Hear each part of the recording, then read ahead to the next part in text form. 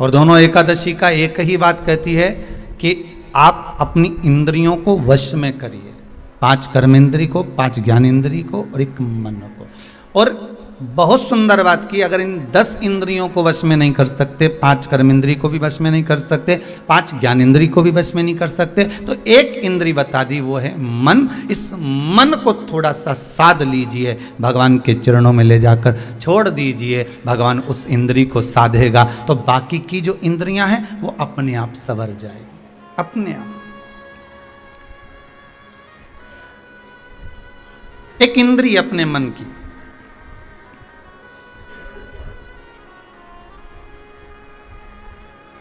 दुनिया के लोगों के लिए जीना एक अलग बात है और अपने लिए जीना एक अलग बात है। स्वयं के लिए जियो,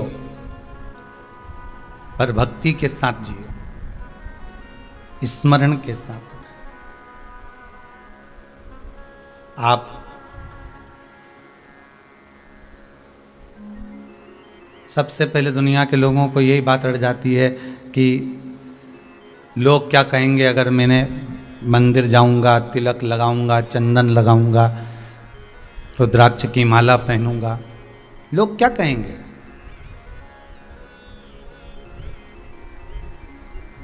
देखो, दुनिया के लोगों का तो आदत पड़ी हुई है, पहले दिन दुनिया के लोग हंसेंगे, दूसरे दिन ताना देंगे, तीसरे दिन गाली देंगे, चौथे दिन अपशब्द बोलेंगे, 5वें दिन जो भी बोला सब भूल जाएंगे। इनके चक्कर में रहोगे तो जिंदगी नरक में चली जाएगी। अपने को फिर निवेदन है, किसी के चक्कर में नहीं पड़ना, अपने को पड़ना महादेव के चक्कर में, देव अधिदेव महादेव के, बस उसके चक्कर में अगर पड़े रहे तो कोई कह भी ना तुमसे कि तुम बताओ इतना चंदन लगा के कहाँ जा रहे हो, तुम तो पूरे बाबा जोगी बने जा रहे हो, क्या बात है, क्या मिश्रा जी की कथा में बहुत डूब गए हो। तो दुनिया के लोग तो खूब ताना देगा रे।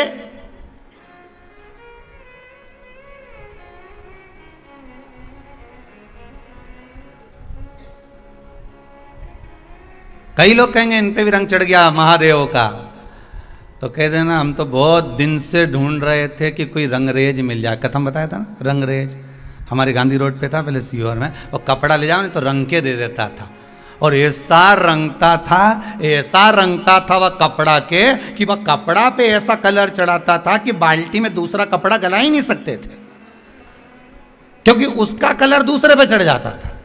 बस अगर तुमसे कहनी कि बताओ कहाँ का रंग चढ़ गया, तो कहते ना वो देवाधिदेव महादेव का चढ़ा है। ऐसा कपड़ा रंगा, ऐसा रंगा, वो एक की रंग में ऐसा रंगाया कि पूरा विश्व उसी रंग में देव अधिदेव महादेव के रंग गया। बस शंकर के रंग में एक बार जो रंग गया उसने 50 को रंगा दिया। बस यही क्रम है हमारा, 50।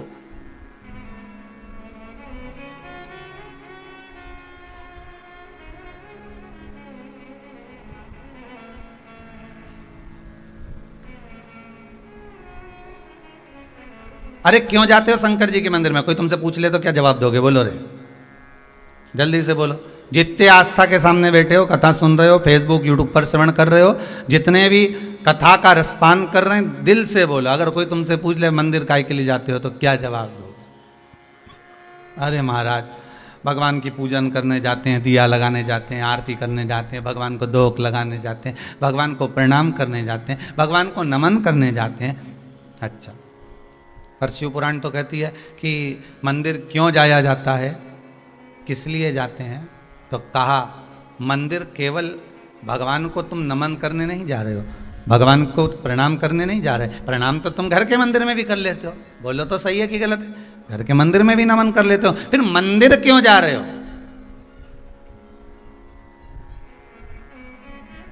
जब घर के अंदर शंकर जी बैठे हैं, घर के अंदर ठाकुर जी बैठे हैं, घर के अंदर राधा रानी बैठी है, घर के अंदर कृष्ण जी बैठे हैं, घर के अंदर भगवान अगर बैठा हुआ है, तो तुम मंदिर काय को जा रहे हो। कोई कहने वाला तो तुमसे भी कह देगा जब घर में महादेव बैठा है तो कुबेरेश्वर धाम काय को जा रहे हो। कोई कहने वाला कहेगा फिर उज्जैनी काय को, महाकाल काय को, विश्वनाथ काय को, वृंदावन काय को, मथुरा काय को, अयोध्या काय को। दुनिया के लोग कहने वाले तो तुमसे कोई भी प्रश्न कर देगा कि जब घर में भगवान बैठा हुआ है तो यहां जाने की जरूरत क्या है, क्या जरूरत है।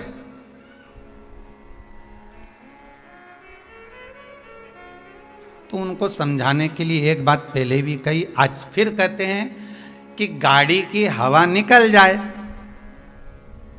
तो तुम किसी से पूछो कि भैया हमारी गाड़ी की हवा निकल गई है। अच्छा, तो फिर हवा कहाँ मिलेगी? तो पास में खड़ा हुआ व्यक्ति कहेगा हवा ही तो है, चारों तरफ हवा। नहीं हमको हवा चाहिए। तो ये हवा नहीं है क्या? नहीं, हमको गाड़ी के लिए चाहिए। अच्छा, फिर किसी के पास गए, भैया वो हवा गाड़ी की निकल गई है।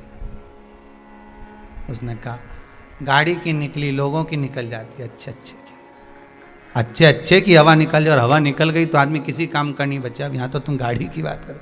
अब कोई तुमको इतना ज्ञान दे कि बताओ हवा यहाँ, हवा वहाँ, हवा ऐसी, हवा वैसी। अब यहाँ तुम्हारा मन मानेगा? तुम्हें तो गाड़ी के लिए चाहिए। फिर तुमने कहा अरे भैया गाड़ी में हवा चाहिए पहिया में भरने के लिए। फिर उसने कहा वो सामने मशीन लगी है, वहाँ चले जाओ। मशीन वाले के यहाँ गए, उससे कहा हवा डाल दीजिए। उसने पाइप पकड़ा, हवा डाली, हवा भरा गई, गाड़ी चल दी। बस चली कि नहीं चली? उसी तरह भगवान तो घर में भी है, भगवान तो तुम में भी है, परमात्मा तो कण कण में समाया है, कंकर कंकर में शंकर समाया है। पर मंदिर तीर्थ इसलिए जाया जाता है कि वहां पर मशीन लगी है हवा भरने की। एक बार भराई कि गाड़ी दौड़ गई। एक बार अगर भरा गई हवा अच्छे से तो अब गाड़ी इंदौर तक नहीं रुके। इंदौर तो इंदौर, वापिस सीओ आ जाओ, नहीं फिर इंदौर चले जाओ, 2-3 बार काम कर जाए। एक बार की हवा, बस एक बार अगर तुम अयोध्या चले गए, एक बार मथुरा चले गए, एक बार काशी चले गए, एक बार उज्जैनी चले गए, एक बार भगवान का दर्शन करने पहुंच गए, एक बार तुम परमात्मा की चौखट पर पहुंच गए, एक बार तुम भगवान के मंदिर पहुंच गए, एक बार तुम शंकर की चौखट पर पहुंच गए, एक बार यदि तुम भगवान की भक्ति में डूब गए, फिर तो भगवान जानता है कि कौन सी हवा भरता है कि गुब्बारा उड़ते ही जाए, उड़ते ही जाए, उड़ते ही जाए।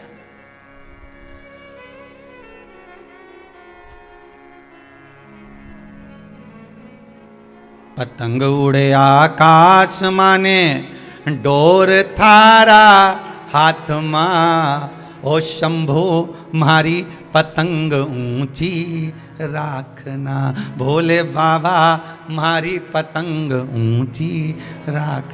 भगवान फिर कितना ऊंचा उड़ा रहा है, ये उसके हाथ में।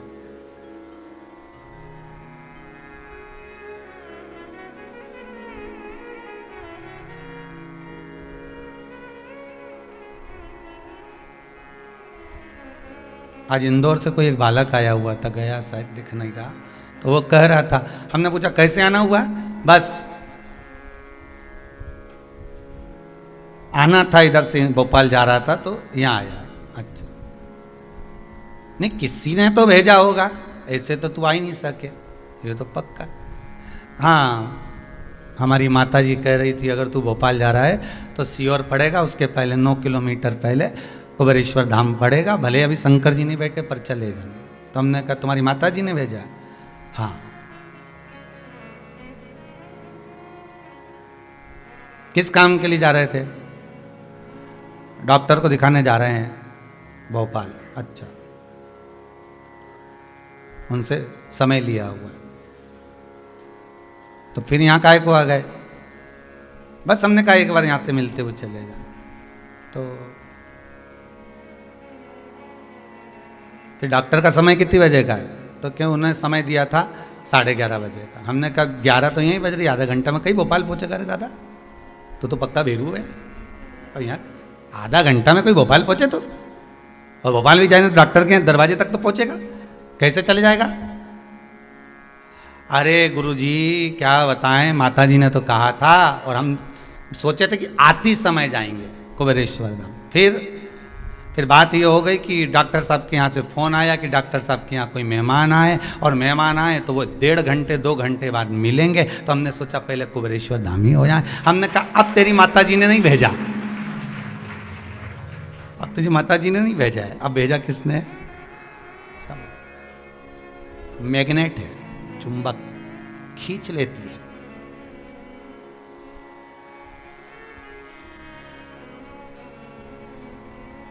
शिव वो मैग्नेट है, शंकर वो चुंबक है जो एक बार शिव महापुराण की कथा में रम गया, एक बार शंकर की कथा में अकेला लग गया।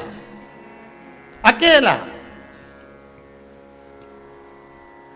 उसने एक बार चुंबक से लगवा दिया, फिर ना जाने कितने लोग उससे लग गए, उससे चिपक एक बार।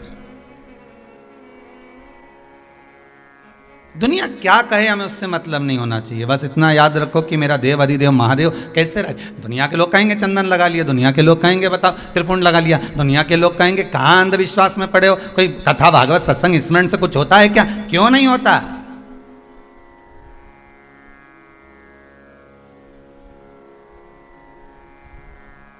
अगर विश्वास प्रबल है तो भगवान मिलता जरूर है।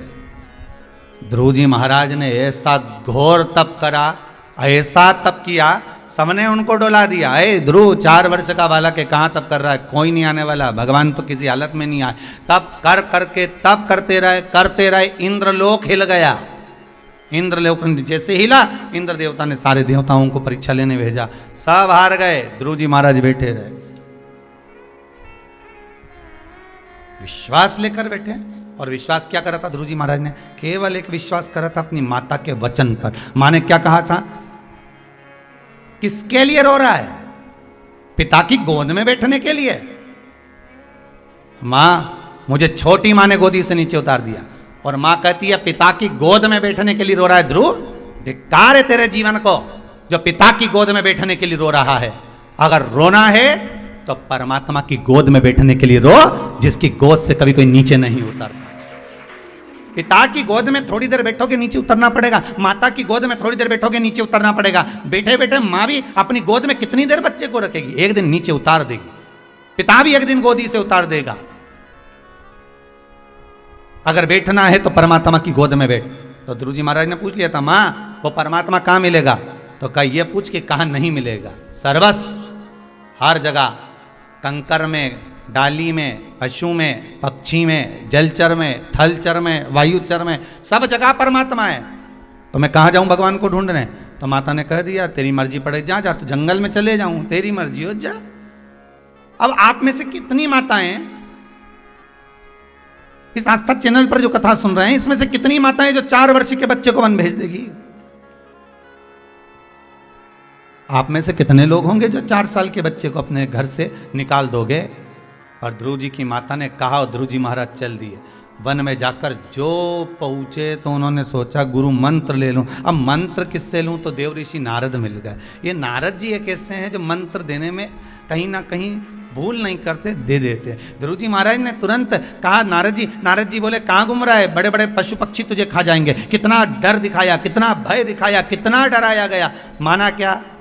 क्योंकि विश्वास प्रबल था कि मेरी माता ने कहा है भगवान की गोद में बैठना है तो बैठकर मानूंगा। अगर आपका लक्ष्य पक्का है कि मुझे नौकरी करना है, मुझे सर्विस करना है, मुझे व्यापार करना है, मुझे व्यवसाय करना है, दुनिया के लोग तो कहेंगे ये वाला बिजनेस डालोगे तो घाटा लग गया, हम तो इतने दिन से व्यापार कर रहे हैं, घाटा ही घाटा लग रहा है। कभी तुमने विचार करा कि घाटा क्यों लग रहा है? किसके कारण लग रहा है? घाटा लगने का कारण क्या है?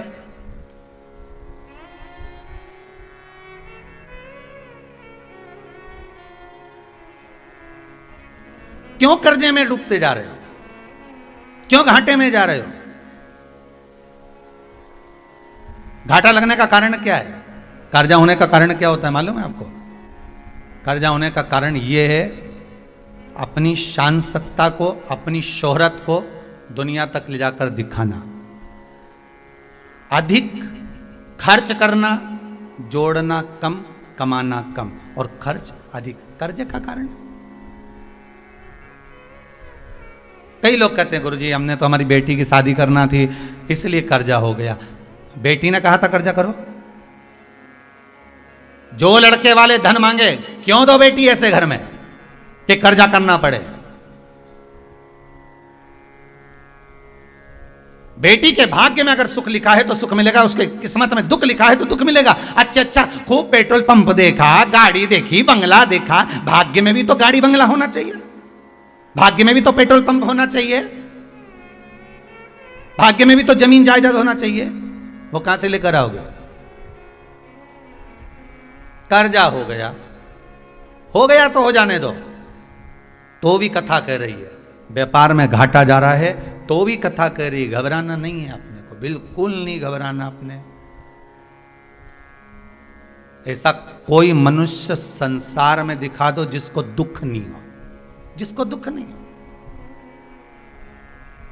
एक संत तालाब के किनारे बैठकर तप कर रहे हैं, उनको दुनिया के लोग कहते कितना जोरदार संत है, इसको कोई दुख नहीं है। वो तप कर रहा था, वहीं पे एक बगुला आ गया मछली को पकड़ने के लिए। संत ने देख लिया, आंखें खोल के बगुला को भगा दिया। संत 2-1 साल बाद मर गए, प्राण छूट गए। ऊपर गए तो कहा इनको नरक में पटक दो। तो संत ने कहा हमने क्या बुरा काम करा, राम राम जपा, कृष्ण नाम जपा, भगवान का भजन किया, और तुम कह रहे हो कि नरक में भेजा। क्यों भेजा, किस लिए? तो कहा बगुला का व्रत था, 1 महीने से उसने भोजन नहीं किया था, उसका भोजन वहीं पर लिखा हुआ था, उसको वो मछली पकड़ना थी, खाना थी, पर तुमने भगा दिया, इसलिए तुम्हें नरक भोगना पड़ा। ठीक है। अब इनकी गादी पे दूसरे संत को बिठाया, दूसरे बाबा को बिठाया। अब दूसरा बाबा बैठा तो गुरुजी ने सपने में आकर कहा बेटा बगुला बिल्कुल मत भगाना। ये भी तप करने बैठा, बगुला आ गया, इसने नहीं भगाया। ये भी 2 साल बाद मर गया, प्राण छोड़कर ऊपर गए, तो इसको भी नरक मिला। इसने पूछा मेरे को नरक काय के लिए भेज रहे हो? तो क्या बेचारी मछली पानी में से पुकार रही थी कि तू संत है, साधु है, गुरु है, मुझे बचा ले। एक जरा सी ताली बजाता तो बगला भाग जाता, पर तूने सामने देखकर भी मछली का भक्षण करवाया, इसलिए तुझे नरक भेजा।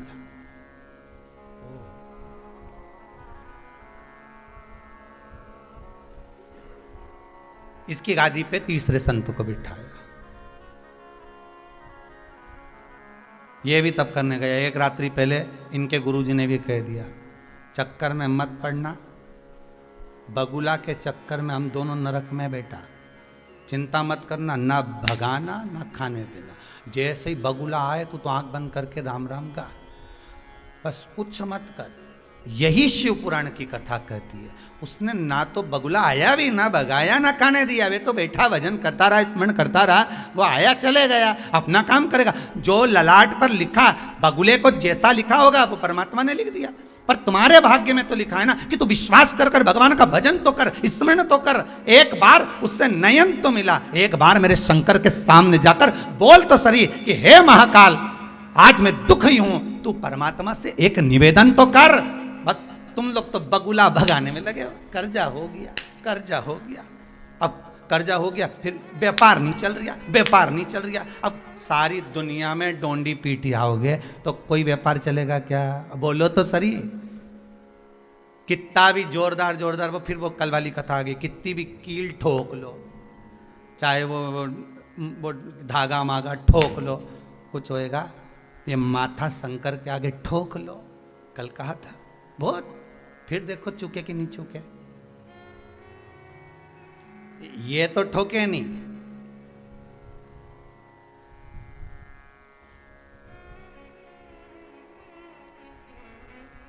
हम तो बड़े दुखी हो गए गुरुजी, इतने दुखी कि मर जाए तो क्या करे। तो मर भी जाओगा तो करोगा क्या? आना तो पड़ेगा, वापिस जन्म लेना पड़ेगा, फिर पुनरपि जननम पुनरपि मरणम। का मतलब है? इसलिए पूरी ड्यूटी करके जा।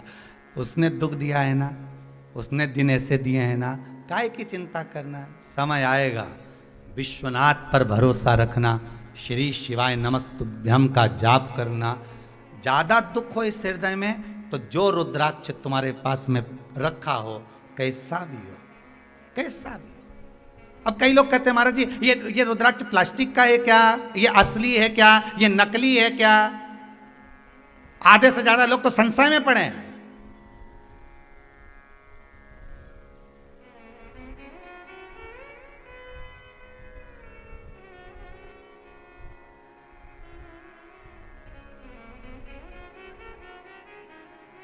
आधे से ज्यादा लोग संशय में पड़े हुए कि ये असली है क्या, ये नकली है क्या।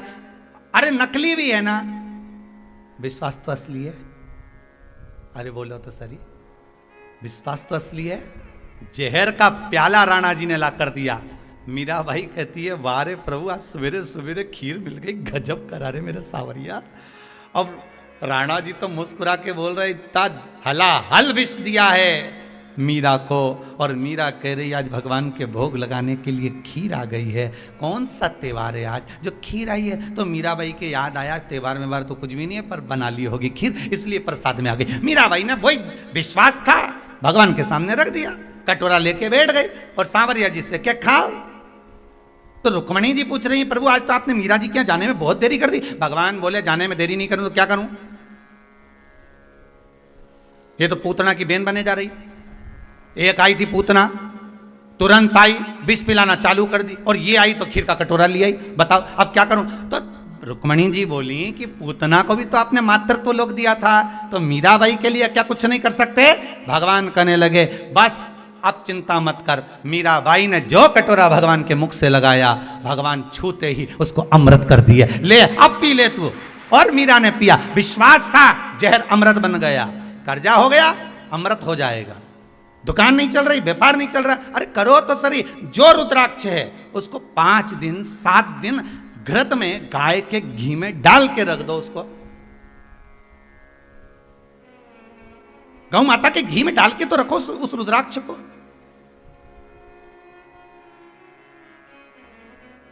असली है कि नकली?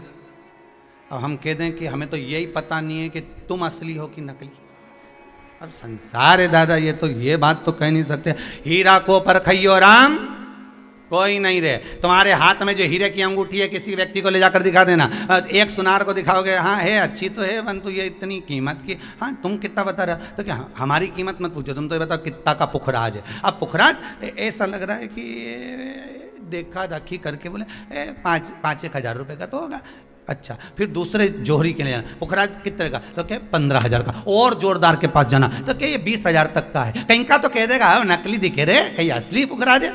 हीरे की अंगूठी पहनने वालों के भी हीरे को अगर भाव लगा पूरी दुनिया में मालूम करके देखो, अलग अलग जगह पर जाकर मालूम करना है हीरे की, ये कोई ठीक नहीं, कोई ठीक नहीं, पर कोई परखदार मिल जाएगा ले जाएगा। कई लाखों का हीरा है, बस विश्वास अगर पक्का है, असली और नकली के चक्कर में मत पड़िए।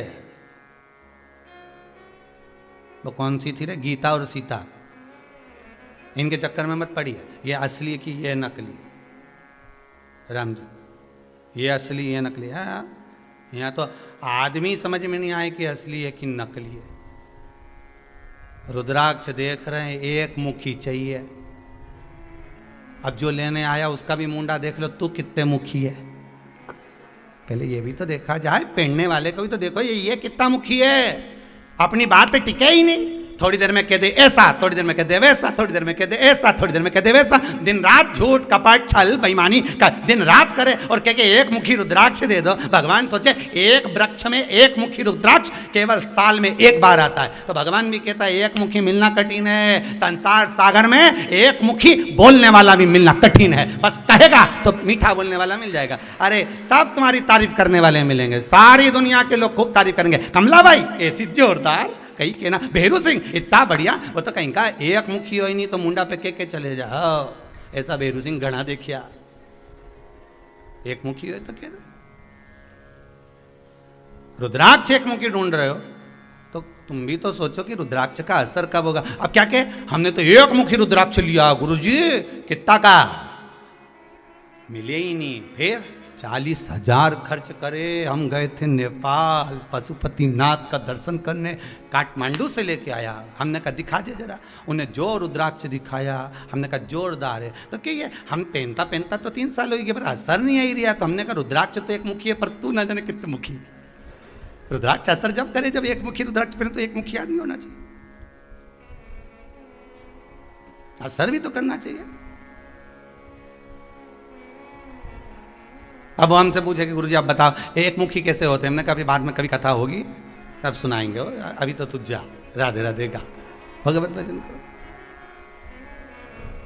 दुनिया कितने भी दोष देखे, दुनिया कितने भी ताने दे, दुनिया कितने भी अपशब्द खाए, तुम भजन चित्त में लगे रहो ना। तुम्हारा विश्वास क्यों डोले साहब?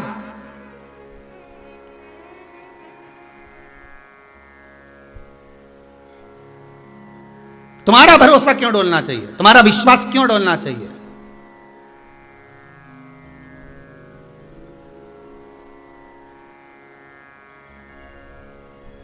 जब तुम विचार कर कर बैठी हो कि मेरा विश्वास नहीं डोलेगा, तो फिर क्या को डोले? तुम तो जैसे वो भजन गाती ना पुरानी माता, कितना जोरदार तांबा का हंडा तातो धरो पानी, नीनाए भोला नवा के रहूंगी। भोले को अपना, अरे बोलो तो जम के बना के रहूंगी। सोना की थाली में भोजन परो, नी खाए भोला खवा के रहूंगी। अब बस इस तरह से विश्वास रख कर के नहीं खाएगा तो मैं भी नहीं खाऊंगा। नहीं, रोज तुम भगवान के सामने थाली ले जाके रखते हो, बोलो रखते कि रखते? अपने घर में भोग लगाओ कि नहीं लगाओ भगवान के सामने? तुम शक्कर भी ले जाके रखो, तुम भोजन की थाली भी ले जाके रखो। कभी तुम्हारे मन में आए, तुम्हारे छोरे को तुमने रोटी दी, नहीं खाए, तो तुमने कितनी जम के चिल्लाई, खा रिया कि नहीं खा रिया? सीधी तरीके से दोनों रोटी फिनिश हो जाना चाहिए, साफ हो जाना चाहिए। नहीं तो सोच लेना, अब छोरा नहीं खा रिया रोटी तो तुम क्या करोगी? बोलो, चौका छोड़ के आओगी कि नहीं आओगी?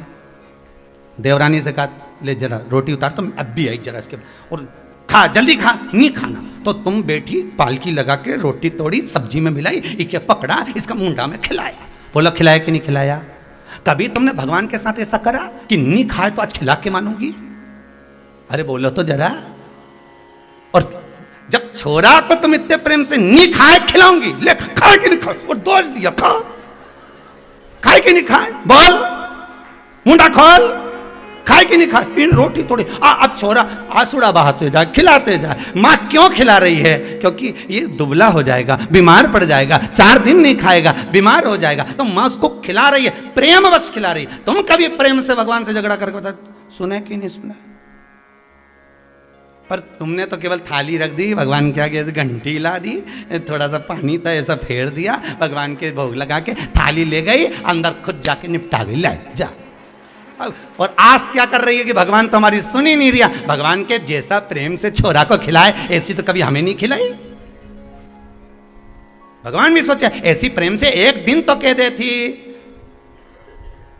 क्यों रे शंभू, ए शंकर, ओघड़ी, रोज रोज पार्वती माता से टिक्कड़ बनाकर खाते हो, आकड़िया की रोटी बनाई, काकड़िया की साग, रोज रोज चूरमा खाते हो, कभी मेरे हाथ का भी तो खाकर देखो। आज तुम नहीं खाओगे ना, जब तक मैं भी नहीं खाऊंगी। विश्वास करना, चीटा बनकर आए, चीटी बनकर आए, झिंगूर बनकर आए, चूहा बनकर आए, वो किसी भी रूप में आएगा, तुम्हारा भोजन कर कर जाएगा जरूर, यह पक्का। विश्वास होगा तो परमात्मा। अब क्या कि हमारे तो बस कुछ ऐसा हो जाए कि भगवान हमारा ये सारा दुख समाप्त हो जाए। भगवान तो बोले मैं तो दुख समाप्त करने के लिए आया। सही है कि गलत है? भगवान क्या करे? भगवान तो दुख ही समाप्त करे। पर तुम्हारा विश्वास भी तो जागृत करो। कभी तो क्यों, जैसे छोरा के क्यों कि खाए कि नहीं खाए, कभी तो क्यों ओके कितने प्रेम से खिलाए। रसोई घर छोड़ के आ गई, 10 काम छोड़ा, पटका, तब जाके उसको खिलाया। और नहीं खाए तो भी नहीं खाए तो उसके मिस मिस के खूब मुंडा में भर भर के खिलाया। भगवान भी ऐसी आस लगा के बैठे कि हूं तो तेरा ही, एक दिन तो दिल से खिला।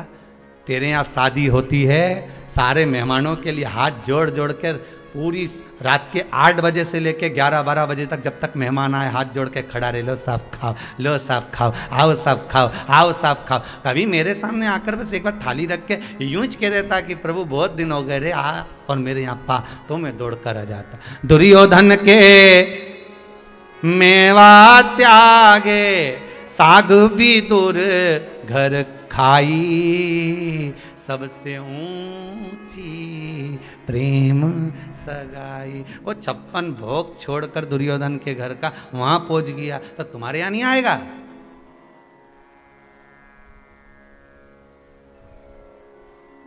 बोलो तो अच्छे से बोलो, आएगा कि नहीं आएगा? आएगा ना। पर कब आएगा? जब तुम दिल से बुलाओ।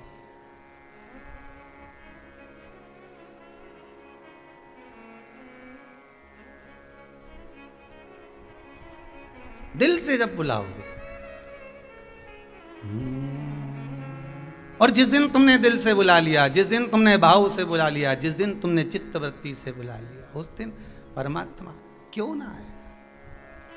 हलीरी मोहे लागे काशीनी को, सखीरी मोहे लागे काशीनी को, अरिरी मोहे लागे काशीनी को, सखीरी मोहे लागे काशीनी को, अरिरी मोहे लागे काशीनी को, सखीरी मोहे लागे काशीनी को, सखीरी मोहे लागे। सब गाइए। काशीनी को सखी मोहे लागे ये काशीनी को, सखीरी मोहे लागे काशीनी को, ये काशीनी को, ये काशीनी को, काशीनी को, ये काशीनी को, ये काशीनी को, ये काशीनी को, काशीनी को, ये काशीनी को, हरिरी मोहे लागे ये काशीनी को, हरिरी मोहे भाव से काशीनी को, सखीरी मोहे लागे ये काशीनी को, सखीरी मोहे लागे काशीनी को।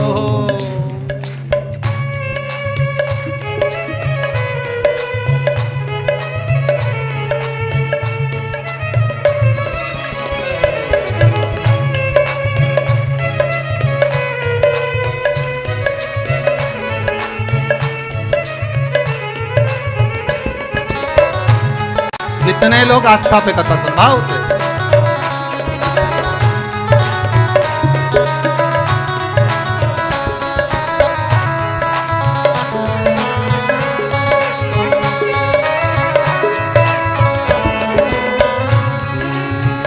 घर घर शंभो गौरा सेवा, घर घर शंभो गौरा सेवा, घर घर शंभो गौरा सेवा, घर घर शंभो गौरा सेवा, दर्शन गंगा जी को, दर्शन गंगा जी को, हरिरी मोहे लागे ये काशीनी को, हरिरी मोहे लागे ये काशीनी को, सखीरी मोहे लागे ये काशीनी को, सखीरी मोहे लागे ये काशीनी को, ये काशीनी को, ये काशीनी को, काशीनी को, ये काशीनी को, ओ काशीनी को, ये काशीनी को, काशीनी को, रे काशीनी को, हरि रे मोहे लागे ये काशीनी को, हरि रे मोहे लागे ये काशीनी को, सखी रे मोहे लागे ये काशीनी को, सखी रे मोहे लागे ये काशीनी को।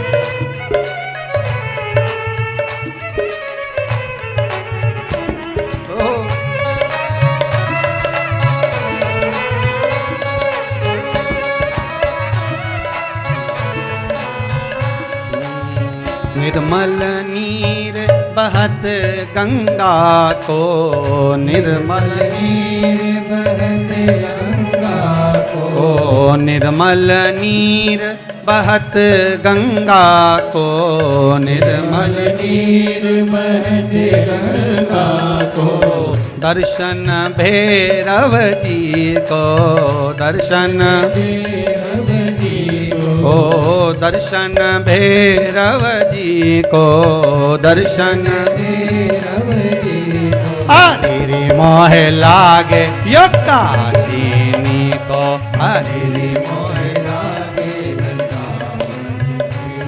सखी रे मोह लागे ये काशिनी को, सखी रे मोह लागे ये काशिनी को, सखी रे मोह लागे ये काशिनी को, सखी रे मोह लागे रे काशिनी को, ये काशिनी को, ये काशिनी को, काशिनी को रे काशिनी को, ये काशिनी को, ये काशिनी को, काशिनी को रे काशिनी को, हरि रे मोह लागे ये काशिनी को, हरि रे मोह लागे काशिनी को, सखी रे मोह लागे ये काशिनी को, सखी रे मोह लागे रे काशिनी को, भोलेनाथ नाथ नाथ, भोलेनाथ नाथ नाथ,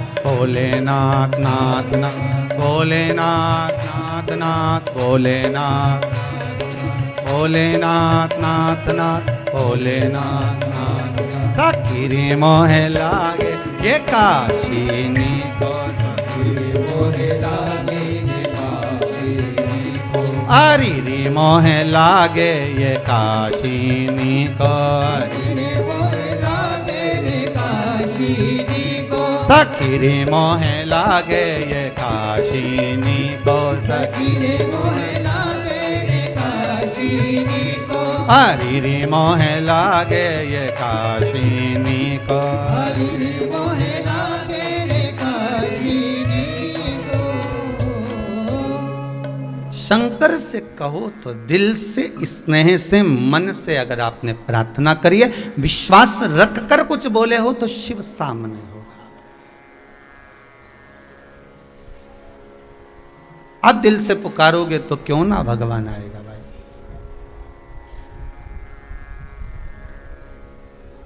क्यों ना बुलाए वो।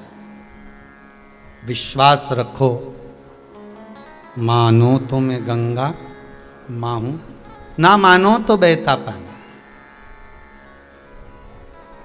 कैसा भी रुद्राक्ष हो ना, कैसा भी रुद्राक्ष हो, और आपका अगर व्यापार में दिक्कत आ रही है, मान लो कर्जा हो गया है, तकलीफ है, व्यापार नहीं चल रहा, दुख तकलीफें ज़्यादा चल रही है, तो रुद्राक्ष घृत में डालो।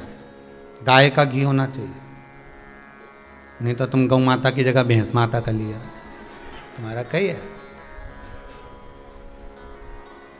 आजकल नकली का जमाना है, नकली इतना हो गया कि असली पहचान में ही नहीं आए कि नकली है कि असली। ये गांव में एक पढ़ा लिखा लड़का, उसकी नौकरी नहीं लग रही थी, तो गांव में सर्कस वाले आ गए, तो ये वहाँ चले गया, जाकर कहा भैया हमको यहाँ कोई काम दे दो, नौकरी दे दो। उसने कहा सर्विस तो मिल जाएगी, नौकरी मिल जाएगी, पर बात इतनी सी है कि तुमको बंदर के कपड़े पहनना पड़ेंगे और शेर के मुंह में हाथ देना पड़ेगा सर्कस में। कितना मिलेगा? 10,000 रुपये महीना मिलेगा। उसने कहा तो 10,000 में अगर शेर के मुंह में हाथ देना, ठीक है, नौकरी तो मिल रही है ना अपने कोई सी भी, पिंजरे के अंदर, ठीक है। उसने 10,000 में नौकरी कर ली। इसको पिंजरे में बंदर के कपड़े पहना के छोड़ दिया। थोड़ी देर बाद सर्कस का जैसी पर्दा खुला और शेर की आवाज आई और शेर को पिंजरे में छोड़ा। ये घबरा गया, शेर इसकी साइड बढ़े, इसकी ओर आगे बढ़े, ये और पीछे हटता जाए, शेर और बढ़े, ये और पीछे हटता जाए, शेर और बढ़े, ये और पीछे हटता जाए। थोड़ी देर बाद जम के शेर लपेट कर उसके पास कूदा। कूदते से ही बोला घबरा मती, 10,000 में तू बंदर बना है, मैं 15,000 में शेर। क्यों घबरा? अब बताओ ना, शेर असली है ना बंदर असली है? असली ढूंढने जा रहे हो, असली मिले, यहां तो असली मिले तो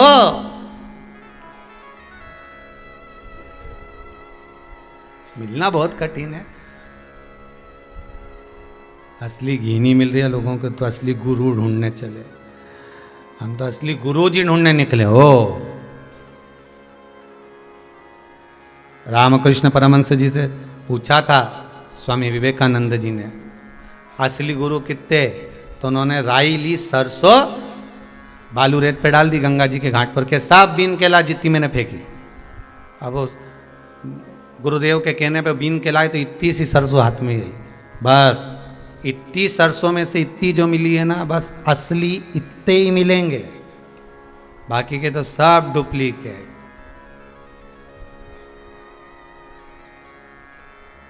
तो वो कहते हैं ना, सेठों में सेठ, सावरिया सेठ, बाकी के सारे डुप्लीकेट। अपने आप को भले सेठ के, सेठ जी आया, सेठ जी आया, सेठ जी आया, तो काय का सेठ? सेठ तो सांवरिया। नानी भाई क्या गया, 56 करोड़ का मायरा भरी आया।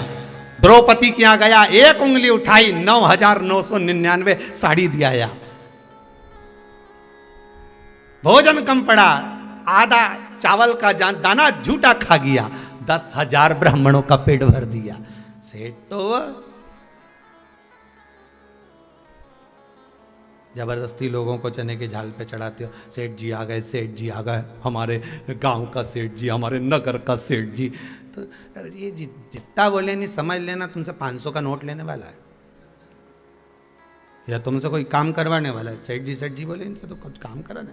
तो ले, सेठ तो एक, वो परमात्मा को सेठ कहो, भगवान को सेठ कहो।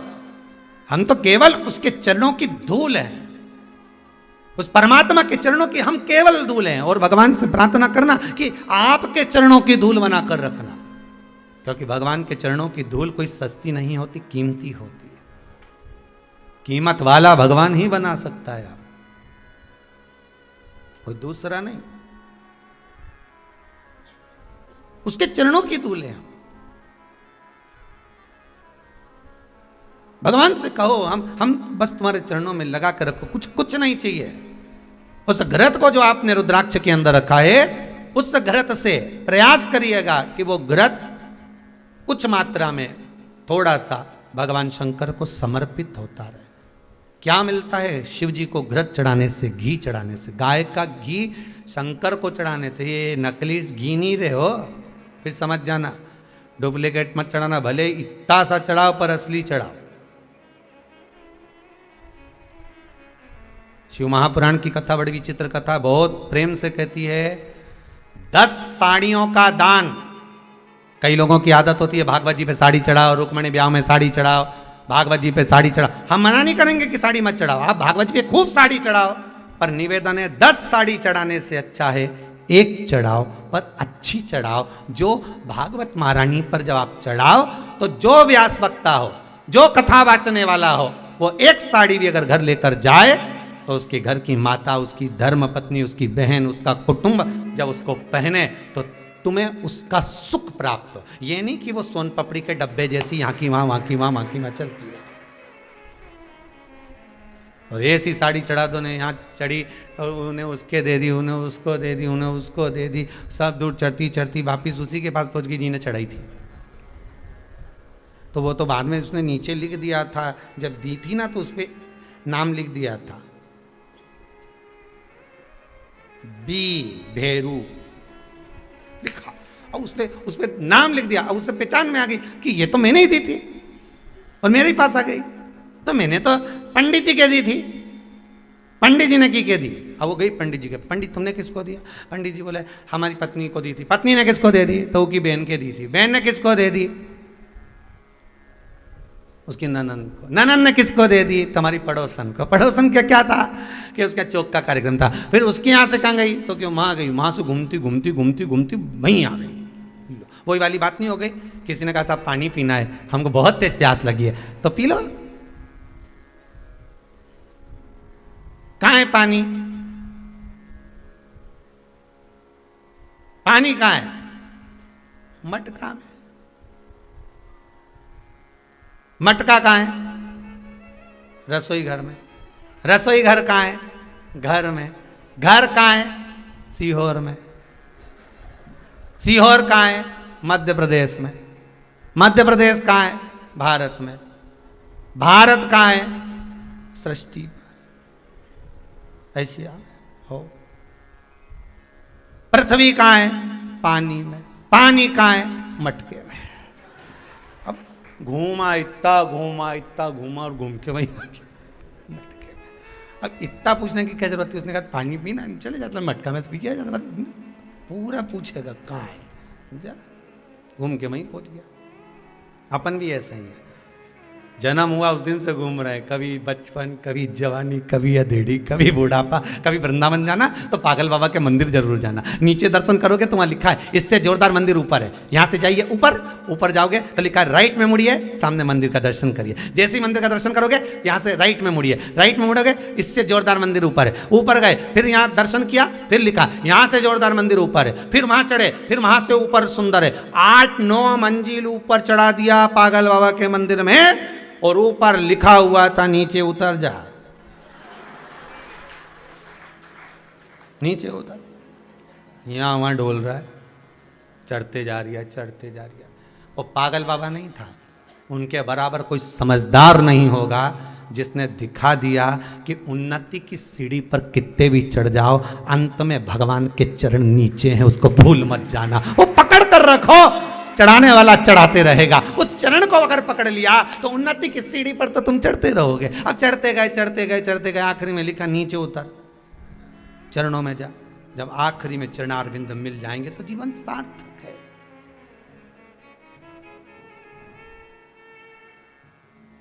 जीवन की सार्थकता उस परमात्मा के नाम में ही है। बस भटक रहे हैं हम। कोई ने कह दिया वहां चले जाओ, कोई ने कह दिया वहां चले। अरे क्यों जाएं? हम शंकर के हैं, शंकर के रहेंगे। जन्म हुआ था तो भी एक पिंडी थे। क्या थे? माता के गर्भ में केवल एक पिंडी, शंकर की पिंडी थे, शिव जी की पिंडी थे। और मरने के बाद भी राख होंगे, और राख होकर उसी शंकर के हो जाएंगे, अंत में उसी में मिल जाएंगे। यहां पिंडी से चालू हुए, अंत में भी पिंडदान तक पहुंच, कुछ भी नहीं बचेगा, सब समाप्त।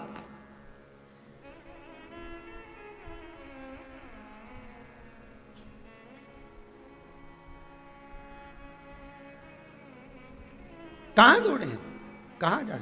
विश्वास शंकर का होगा तो सुख मिलेगा। एक रुद्राक्ष भी अगर आपने दिया तो गाय के घी में, गौ माता के घृत में उसको डुबा कर रखिए। 5 दिन तक रखो उसको, 7 दिन तक रखो उसको। शंकर को वो घी समर्पित करिए। घी शिव को क्यों चढ़ाया जाता है? शिव महापुराण की कथा कहती है, जब व्यक्ति का कोई कार्य अटक गया हो, कर्जा मस्तक पर बढ़ रहा हो, व्यापार व्यवसाय में जब वृद्धि ना हो रही हो, भीतर की शक्ति समाप्त हो गई हो, सोच सोच कर डिप्रेशन की जब गोलियां खाना पड़ रही हो, कुछ अच्छा ही नहीं लग रहा हो, तब शंकर को घृत का लेपन कर दिया जाता है। कौन सा घृत? जिसमें रुद्राक्ष। रुद्राक्ष 5 दिन तक क्यों रखे रहना चाहिए? किस कारण? आप वैसे भी घृत चढ़ा सकते हो, पर अगर कोई विशेष कार्य के लिए चढ़ा रहे हो तो रुद्राक्ष का घृत, रुद्राक्ष का जल, बेलपत्री की जड़ का जल।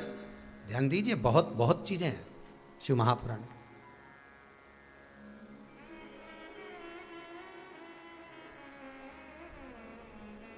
वो घृत समर्पित कर दो, बाबा का स्नान कराओ, पूजन करो। अब घी चढ़ाने जा रहे हो तो दूध भी साथ में ले जाओ, दही भी ले जाओ। कुछ जाएगा क्या? इतना इतना सा रख के ले जाओगे तो थोड़ा मधु भी ले जाओ, थोड़ी शक्कर भी ले जाओ। अकेला घी चढ़ाने से पंचामृत स्नान करा कर आइए।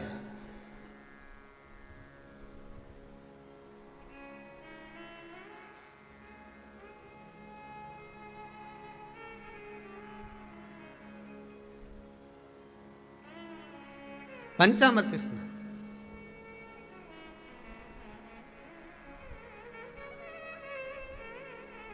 एक बात कहने में हम पीछे नहीं हटेंगे। अगर आपको अच्छा लगे तो आप अपनी जिंदगी में उतारिएगा, ना अच्छा लगे तो छोड़ दीजिएगा, ठीक है? कहने में पीछे ना हटेंगे। अगर अच्छा लगे तो उतारना अपने जीवन में। आपके आसपास में जो मंदिर हो, आपके आसपास में जो देवालय हो, आपके आसपास में जो भी मंदिर हो, देवालय हो, अगर वहाँ कोई मान लो उत्सव हो रहा है, भगवान का स्नान हो रहा है, तो आप पंडित जी से कह सकते हो, गुरुदेव ब्राह्मण देवता अगर आप आज्ञा करें तो पंचामृत की सामग्री मैं भेज देता हूं, आप भगवान को स्नान कराना। आप कहें तो मैं पंचामृत की दक्षिणा दे सकता हूं, आप भगवान का स्नान करा देना। ढेर सामग्री दान करी आपने, माना सब कुछ किया, पर एक पंचामृत अगर आपकी तरफ से भगवान को समर्पित हो रहा है तो समझ लेना कि उसका फल कितना है ये आपके खाते में। आप कभी विचार कर एक बार कर देखिए। आपने शंकर जी को सावन के महीने में पंचामृत स्नान कराया, भले इतना सा दूध लेगा, इतना सा दूध, इतना सा दही, इतना सा आधी चम्मच में शहद, जरा सा आधी चम्मच में घृत, पर उसका आनंद कितना है आप कभी विचार तो करो, उसका सुख कितना है। वो सुख कितना है।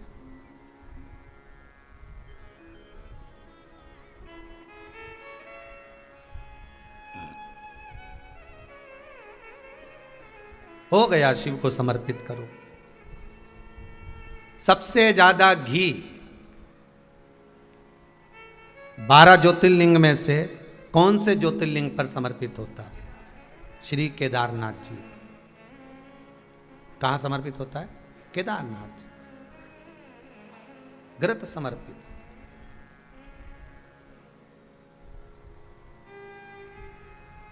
घृत में कितनी प्रबलता रहती होगी, जरा विचार करिएगा।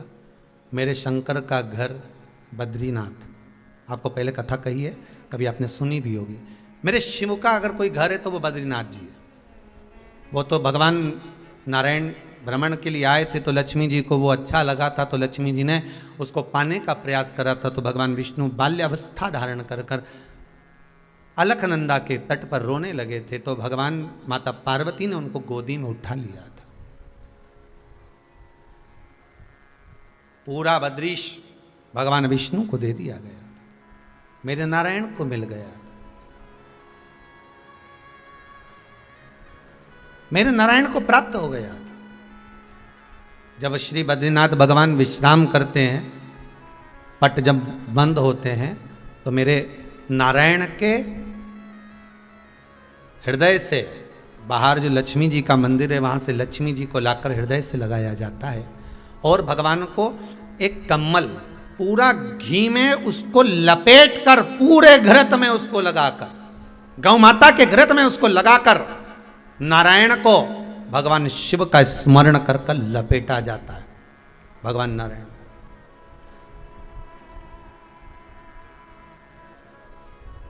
बद्रीनाथ बाबा के मंदिर में दिया घी से भर दिया जाता है, ताले लगा दिए जाते हैं, सब नीचे आ जाते हैं। जब अक्षय तृतीया के समय पर पट खोलते हैं, बाबा का कम्मल घृत से जुड़ा हुआ वैसा कि वैसे ही घृत भरा हुआ। घृत में स्थिरता है, घर में घृत के अंदर लक्ष्मी का भाव आ जाता है। हमारे यहाँ हिंदू धर्म में बहुत सुंदर बात कही जाती थी पहले, आजकल जमाने में कहते कि नहीं कहते मालूम नहीं, पर मारवाड़ के अंदर एक रीति थी। घर के अंदर रसोई घर में एक इतनी बड़ी कुल्हड़ होती थी जिसमें घी भरा होता था, छोटी सी चम्मच होती थी, उसमें पूरे घर का घी खाली हो जाए और उस कुल्हड़ का घी खाली नहीं होना चाहिए। नानी भाई का मायरा सुना है आप लोगों ने? अगर नानी भाई का मायरा सुना होगा तो नानी भाई के मायरे में नरसिंह मेहता जी की जो दादी के प्राण छूटे थे वो केवल इसी बात पे छूटे थे। अगर नानी भाई का मायरा सुना होगा तो आपको मालूम होगा, नानी भाई के मायरे में जब नरसिंह मेहता भोजन करने के लिए बैठे तो नरसिंह मेहता की भाभी दुरत गौरी ने कह दिया दादी के सामने, जब दादी बोली क्यों इसकी रोटी में घी नहीं लगा, तो कहा कुल्हड़ का घी समाप्त हो गया है, रसोई घर में जो बाटकी रखी थी उसका घी समाप्त हो गया। जय कुंवर भाई को चिंता लग गई, आंखों से अश्रु बहने लगे, और जय कुंवर भाई नरसिंह मेहता की दादी प्राणों को छोड़ दी कि मेरे रसोई घर का घी समाप्त हो गया, मतलब ये घर अब बर्बाद होने में देरी नहीं लगेगी। नानी भाई का मायरा कहता है दादी के प्राण छूट गए थे, नैनों से नीर बह रहा था, केवल जरा सा संवाद।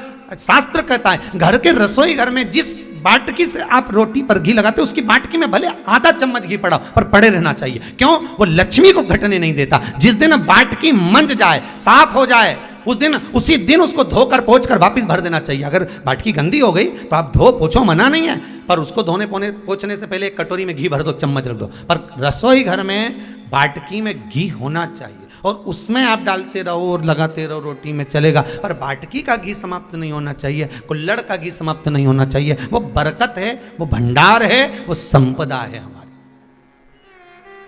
घृत वैभव देता है, घृत वैभव प्रदान कर।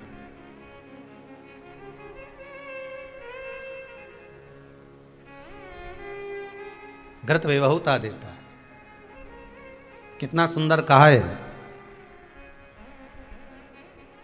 शंकर भगवान के शिवलिंग पर घृत चढ़ाने के बाद आपने दही चढ़ाया शिव जी को, ठीक है, आपने दूध चढ़ाया, जल चढ़ाया, दही चढ़ाया, शहद चढ़ाया, शक्कर चढ़ाई, मिष्ठान चढ़ाया, जो भी आप शिव जी को चढ़ा रहे हो उसमें से केवल एक पदार्थ, एक वस्तु, घी शंकर के शिवलिंग पर चढ़ाने के बाद में उसी शिवलिंग का घृत, जहां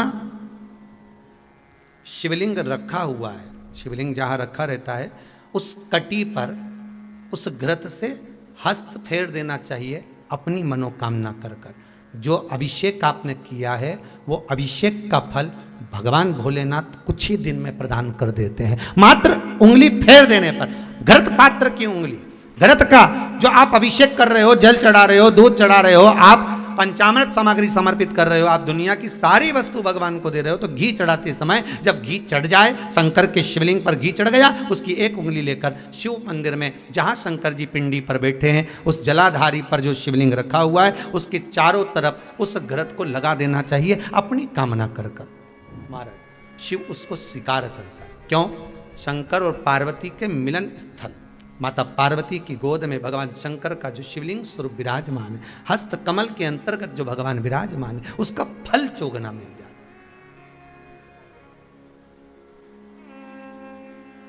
शक्तिपीठ नाम सुना है?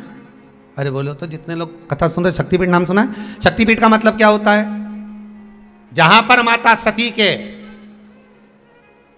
अंग के टुकड़े होकर गिर पड़े वो शक्तिपीठ के रूप में निर्मित हो गए।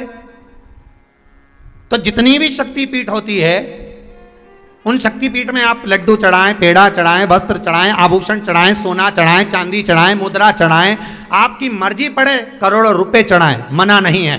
पर शक्तिपीठ का दर्शन करने जब जाएं तो कम से कम थोड़ा साथ में गाय का घृत, असली घी साथ में लेकर अवश्य जाएं। क्यों? शक्तिपीठ पर भी घी समर्पित करने से मनोकामना पूर्ण हो जाती है। आप आएंगे शक्तिपीठ का दर्शन करके और मनोकामना पूर्ण होना है। मात्र शक्तिपीठ। आप चढ़ाएं वस्तु, ढेर चढ़ाएं, आप सोना चांदी अंबारियों में धन दौलत सब चढ़ाएं, पर साथ में आप चुनरी चढ़ा रहे हैं, साड़ी चढ़ा रहे हैं, घृत भी दीजिए, घृत भी प्रदान।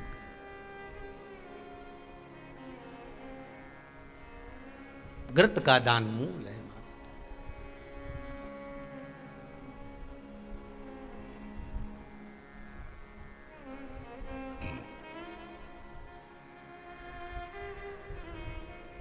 तुमने ही जल थल बनाया, सभी तुम्हारी माया छाया,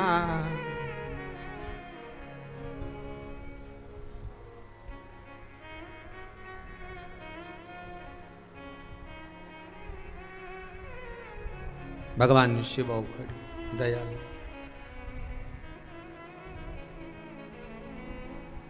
तुमको लाखों प्रणाम, तुमको लाखों प्रणाम, तुमको लाखों प्रणाम, तुमको लाखों प्रणाम।